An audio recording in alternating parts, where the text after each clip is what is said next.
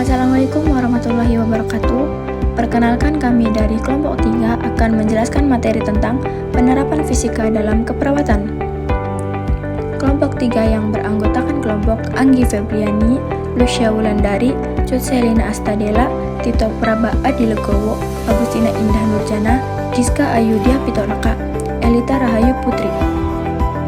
Materi pertama yang akan dijelaskan ialah prinsip fisika yang diterapkan pada video tersebut. Prinsip fisika yang diterapkan pada video tersebut adalah traksi atau aplikasi klinis. Traksi adalah gaya tangensial yang ditransmisikan secara melintang terhadap dua permukaan melalui gesekan atau lapisan fluida yang menghasilkan gerakan pemberhentian laju atau transmisi daya. Metode traksi dilakukan dengan cara menarik tulang yang patah dengan tujuan meluruskan atau mereposisi bentuk dan panjang tulang yang patah tersebut.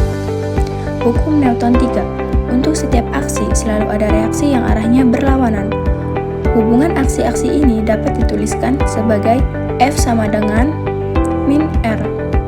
F merupakan gaya berat dalam kurung N dan R adalah gaya normal dalam kurung N, seperti gambar yang di bawah ini.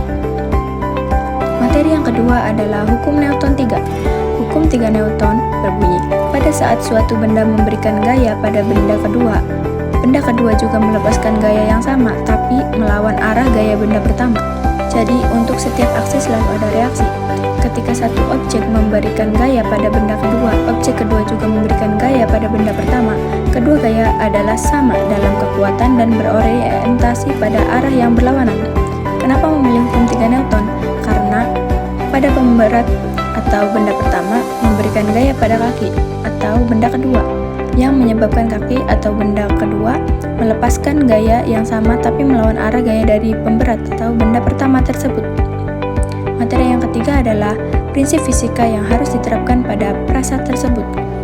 Yang pertama, hukum Newton 3. Ketika gaya tarikan diberikan pada bagian tubuh pasien, maka tubuh pasien akan memberikan gaya reaksi yang sama besar dan berlawanan arah dengan gaya yang diberikan dengan penerapan hukum ini. Traksi dapat membantu dalam meminimalkan spasme otot, mereduksi, mensejajarkan, dan menambah dukungan pada ekstremitas yang sakit di atas tempat tidur. Yang kedua ada biomekanika. Ilmu ini mempelajari gerakan tubuh manusia dan interaksi antara tubuh manusia dengan lingkungannya dalam traksi. Biomekanika dapat membantu dalam memahami gerakan tubuh pasien dan memberikan perawatan yang tepat. Penerapan prinsip fisika dalam traksi dapat membantu dalam meminimalkan spasme otot, mereduksi, mensejajarkan, dan mengibolisasi fraktur, mengurangi deformitas, dan menambah dukungan pada ekstremitas yang sakit di atas tempat tidur. Terima kasih atas materi